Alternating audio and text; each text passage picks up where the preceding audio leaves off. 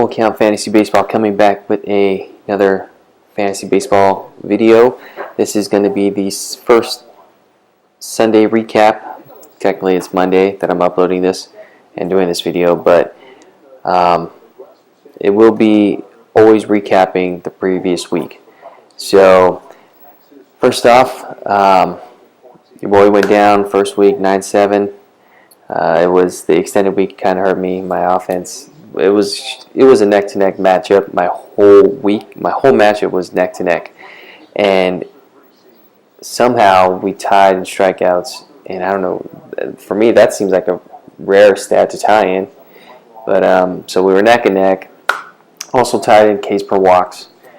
And my offense, I just need my offense to get me a couple more hits more than my opponent, and I would have taken the matchup because I would have cleared 2 more offensive categories. And if my closer had win, I would have taken those pitching categories and had a clear win. But it literally came down to the last day. So moving forward to week 2 and getting into that win column. But yeah, let's recap first week. Again, these recap videos, it's not going to be detailed by team. You know, every single player that did well, every single player that didn't do well. It's going to just be ones that caught my attention, and you guys can give me your input in the comment section, which not only what players were successful for you, but ones that you think I missed in terms of my picks.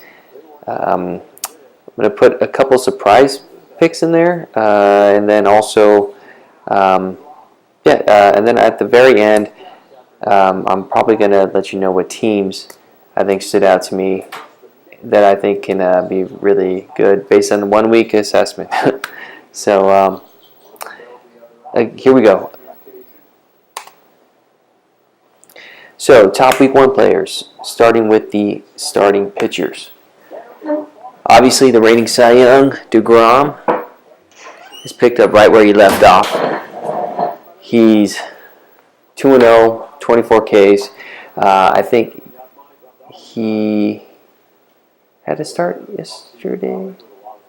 I know he's 2-0, 24 Ks, 2 quality starts, and a 0 ERA. So again, the Cy Young is doing just fine.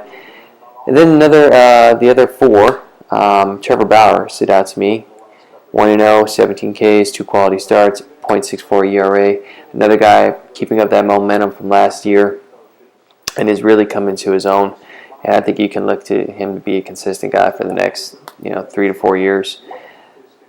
Next one, I think it's Germain Marquez. 1-0, 14 Ks for the Rockies, 2 quality starts and a .69 ERA. I don't know how long these last 3 are going to last in terms of their success, but great start for Marquez. And the Rockies need the help because the bats haven't came around yet. Next up, Hyun-Jin Ryu, who's actually pitching right now as I speak, and gave up a 2-run bomb to Marcell Ozuna. But he's coming out strong for the Dodgers. Dodgers all around are playing well, minus Kershaw, minus Rich Hill. So Hyun-Jin Ryu, 2-0, 13 Ks, 2 quality starts, and a 2.08 ERA. Then a little surprise pick, because this team is just really on fire too in the AL West. The Seattle Mariners and Mike Leake starting out 2-0, 13 Ks, 2 quality starts, 2.92 ERA. So yeah, you have some for sure ones in there. We're kind of guaranteed in DeGrom and Bauer. Then you had a couple surprises in there. Ryu's coming off a good, strong finish last year, and Leake had I think like a 500 record. Okay, if he was your 4th or 5th guy last year, he definitely showed the consistency rolling over. And Marquez, pleasant surprise.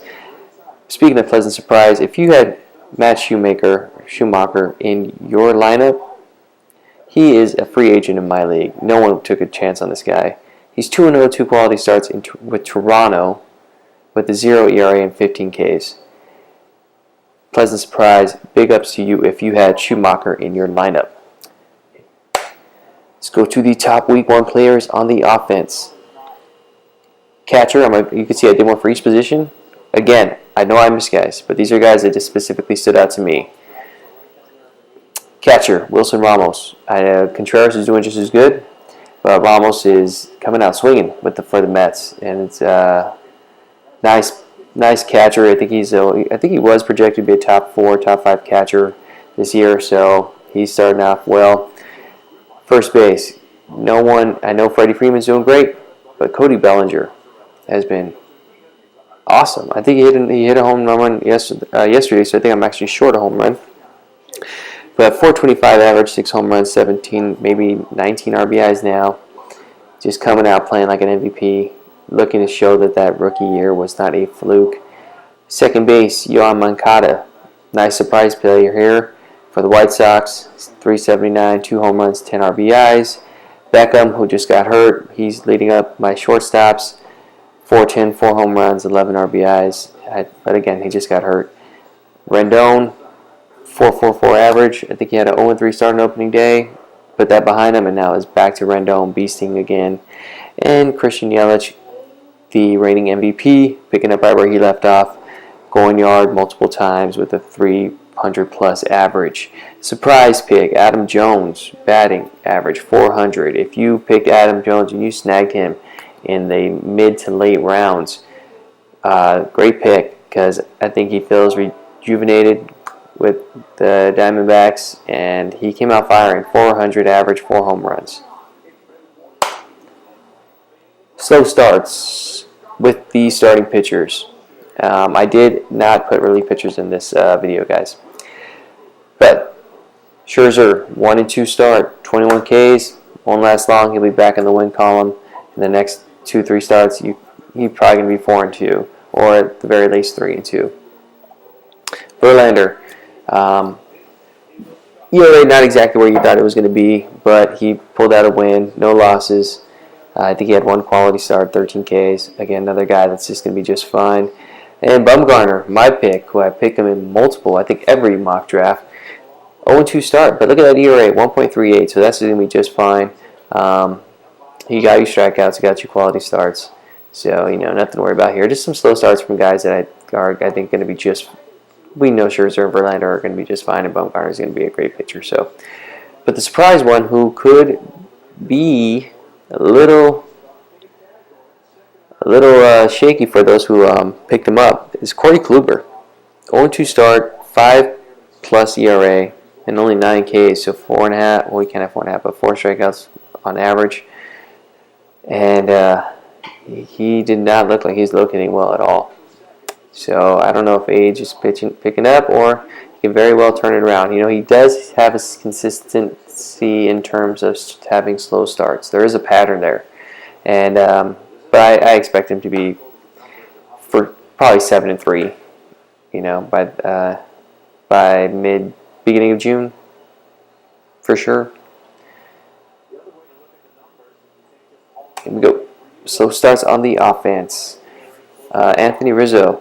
Goldschmidt too, but Anthony Rizzo, slow start on the offense. The average is probably lower than that 260 now. Probably more around the lines of 250, 245. Jose Ramirez, I didn't want to say I called it, but slow start. He is battling a couple injuries.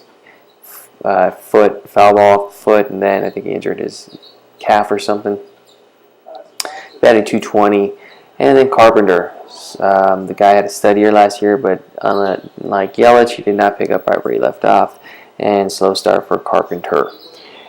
And the surprise, I think this guy went in the first round. A lot of the mock drafts I participated in, he went first round in my actual draft. But Ronald Acuna is batting 150, and that is not what you want to see from the Rookie of the Year. So before I wrap up this video, I say 3 teams that stood out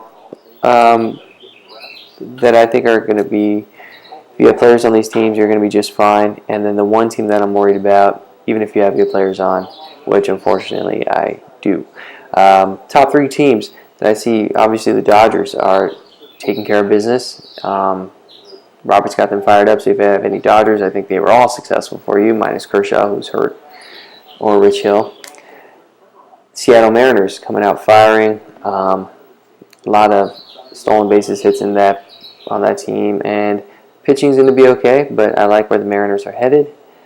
And then the other team, the third team that I think is going to be just fine, or had a great start, were the Milwaukee Brewers. I think they're coming off, in terms of fantasy, everybody's hitting on that team. I know you're going to say the Yankees or something, but not everybody's hitting on that team. So, but the Brewers are coming out firing. So, well done, Brewers. And the surprise, the two, I'm going to make it two teams that not having a good start, and that is Boston Red Sox. Reigning World Series champs, they'll be just fine. I know, don't jump the gun, Red Sox fans. But you can't deny that this is not the start they wanted. I mean, they had a scratch for that 1-0 win against Arizona yesterday, but I think they'll get it going. But the team I'm worried about, even if you have great players on the team, is Cincinnati Reds. They just do not play motivated right now. They do not look into it. They are missing that bat and Scooter Gennett in the lineup, and Sonny Gray, if you have him, I think he's going to have a hard time this year. So let me know how you all did in the comments section. Tell me the guys I left off. Tell me if you think I was wrong. But baseball's back, and let's get into week 2. See you on the next one, guys.